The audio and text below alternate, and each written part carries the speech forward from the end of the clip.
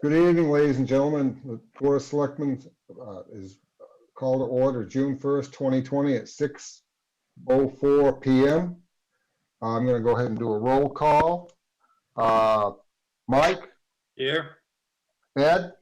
Here. Pat? Here. Sheila? Here. Alan's here. So I'm going to read a couple of things. This is a little bit different than I've been used to. So if you're going to, let's see. Okay, you'll be asked to enter the webinar ID number following by the pound sign. The webinar ID is 952-2033-9385. During the meeting, only the selectman and town manager will be on screen with audio connected. All other participants will be blacked out and audio muted, except when the board solicits public input. Public comments. If you wish to speak on an agenda item, you are either joining via your computer or cell phone. Please use the raise your hand feature by clicking participants on the computer. The host will be notified and will identify you when it is your turn to comment. Joining by landline phone, the following commands can be entered using your phone's dial pad while in a Zoom meeting. The host will be notified and will identify you when it's your turn. Okay. Item number 2, discussion of Dock Square parking lot hourly fee for summer 2020. You want to start off on that, Lori? Yes, so as we move into the summer, we had discussed the Dock Square parking lot operations back on May 14th. And as part of that, I had asked about the parking lot fee for this summer. Originally, the board had voted to change it to $4 an hour back this past winter. And I had done a check-in at that time of whether we should maintain it for this summer at $3 an hour or increase it to $4 an hour. And the board voted at that time to increase it to $4 an hour, along with, a list of other Dock Square parking lot items. I have received some feedback. I wouldn't say it was overwhelming feedback, but it's some feedback about the fee increase and why we were choosing to increase the fee this summer. And with knowing that, we went through the budget deliberations and took great efforts and pains to have a zero increase this year, and we did the same with the wastewater fees. I just wanted to make sure the board was aware of some of the feedback I was receiving and determine whether this fee increase for this summer was in alignment with other economic conditions and some of the other things we were doing before we put it in place. And I just wanted to let you know about it to make sure we're all on the same page before we implemented it. Sheila? My take on it is, I have a feeling that if we raise it, the feedback is going to be against Allison's and against Hurricane and or against the town for giving up space in the parking lot. It's going to feel like, okay, you gave away all these spaces, now you're increasing the parking. Whose fault is this? Are we doing that because we're giving them space for their tent? So I'm thinking it might be a kickback in a negative way on the town and on the two restaurants. That's my thought. Well, here's the way I feel about it. Number one, we voted to increase it by $4. And I think it's unfortunate that we are now revisiting this issue. We always have to make decisions as a board of selectmen that are sometimes unpopular with people, or a lot of people don't agree with it. But I can tell you, I've talked to over 25 people, many of them today, and there is not one of them who object to raising it to $4. And my whole premise is that, look, most of the people who come to that parking lot are from out of state. They're day trippers, weekend trippers, and so forth. They aren't generally the Kennebunkport residents who get 5 free passes a year. And here we are complaining about, trying to reconsider $4 charge that might bring us another 33, I don't know, $35,000, $36,000, and something we shouldn't even be discussing again. We make decisions all of the time, and everybody does not agree with those decisions. And if we start running because people don't agree with our decisions, every time somebody complains, what are we doing? Why are we doing this? And why did we even bring it up? Pat, Ed? I agree with Mike. You know, property taxes and sewer bills are not optional, but parking at that parking lot is optional. And if you don't want to pay it, don't park there. How about you, No. Pat? Well, go ahead. Well, Go ahead. Sorry, Ed. Yeah, looking at it, you know, you can see what we're trying to do, and Mike is correct in saying, yeah, we've got a problem if we change every time somebody, you know, objects to what we're trying to do, because we made the decision initially on balanced information that we had in the best interests of the town. So I agree with Mike on this. All right. I'd like to make a motion that we keep the increase to $4 as originally voted. Second, Okay, we'll have a roll call. Mike, Aye? Ed, aye. Pat, Aye. Sheila, Nay, Alan says aye. Okay, motion passes. Okay, thank you guys for your time and effort on that. So we have other business. Do you want to discuss? Yes, so last week we received a call about some storage of equipment on the beach in front of a property near Dyke Road and at 241 Kings Highway. And the police chief went out and talked to the owners of the property, since they are not signers of the beach use agreement, and talked about removing the kayak storage equipment. And then the chief had another conversation with the owner of the property last week. I think it was Friday, and I had a phone conversation as well on Friday.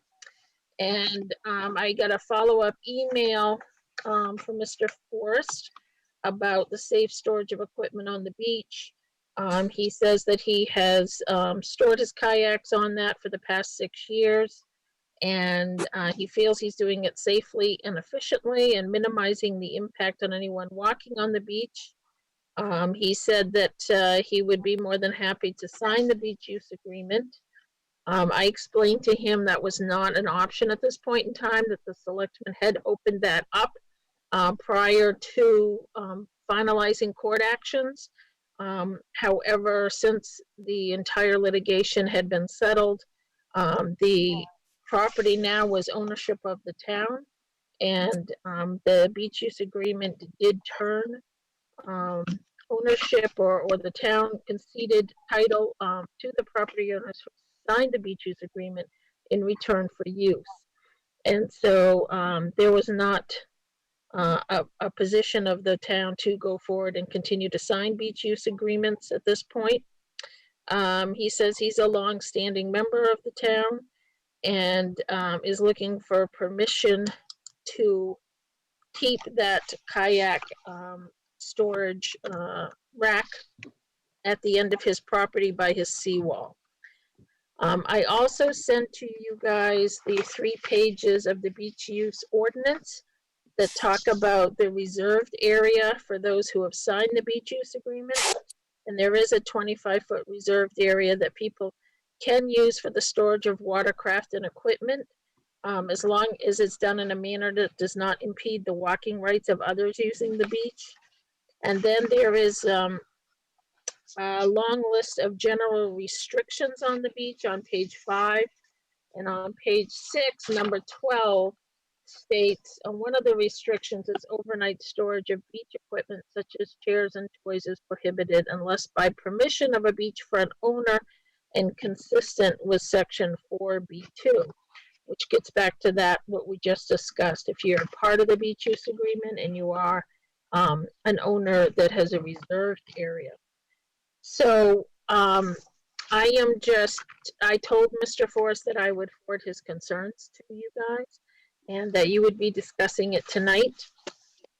And before we move forward, we just wanted to see if there is any different feeling amongst the board members.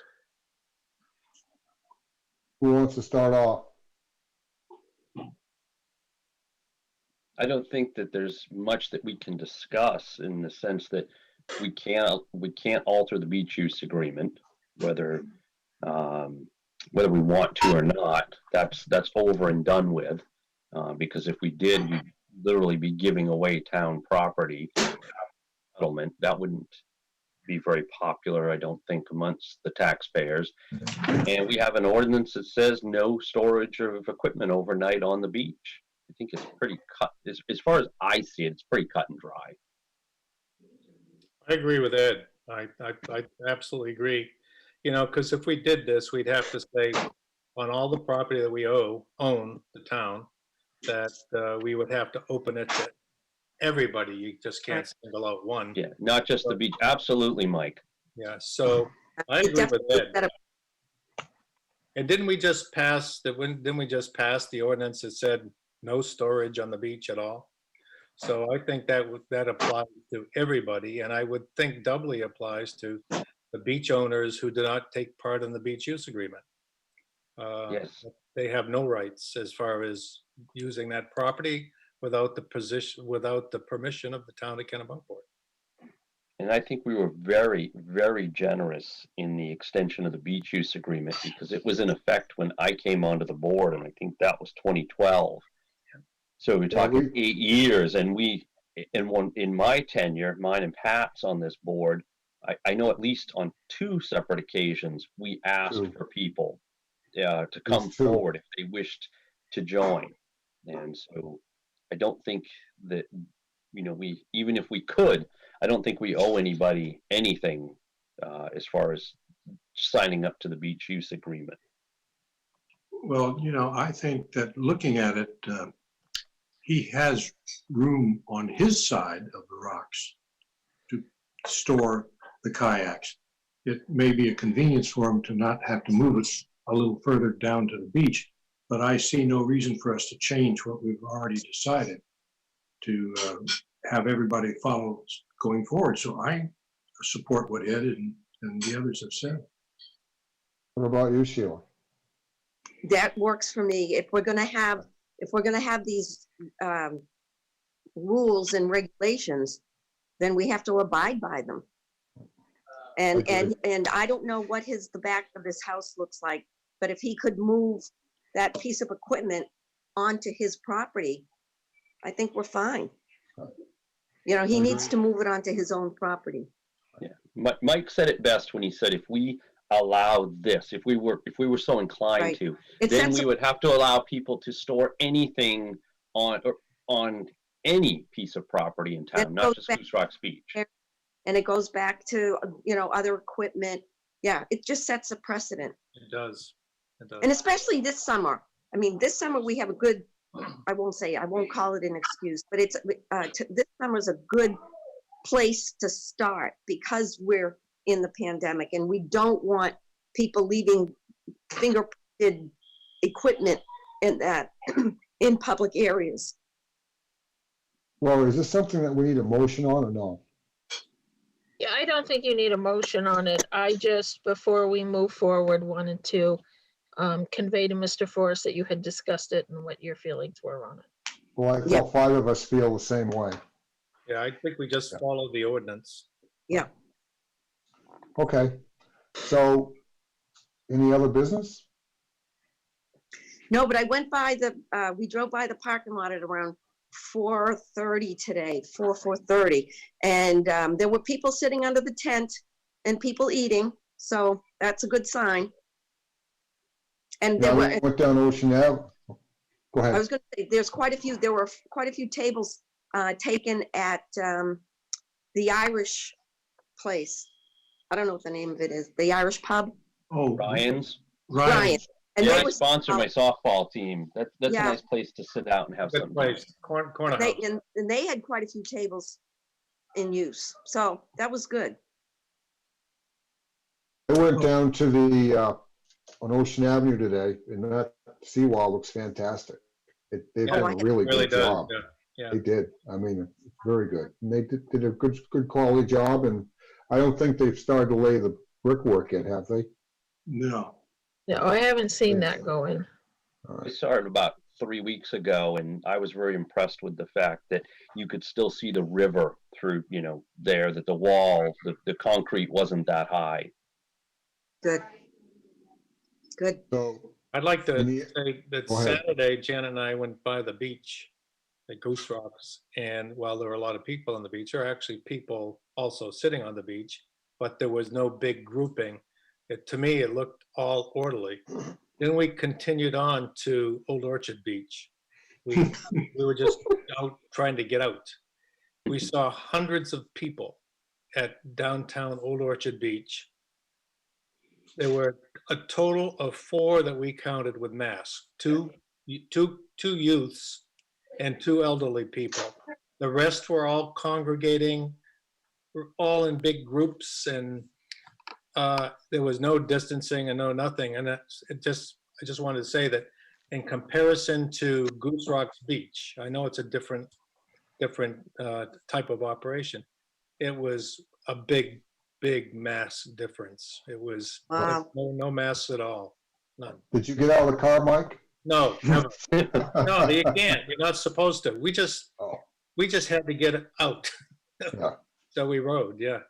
And it was a big surprise to us that there was no mask, no distancing, no nothing. Big crowd. None of these, huh? Four. Four. Yeah, 4. So Anything anyway, else? Nope. Well, I guess I could use an adjournment. We move to adjourn. Second. Ed made the motion, Sheila seconded. all those in Mike, Yep, me, yeah, I agree. Sheila, Aye. Ed, Aye. Pat, Aye.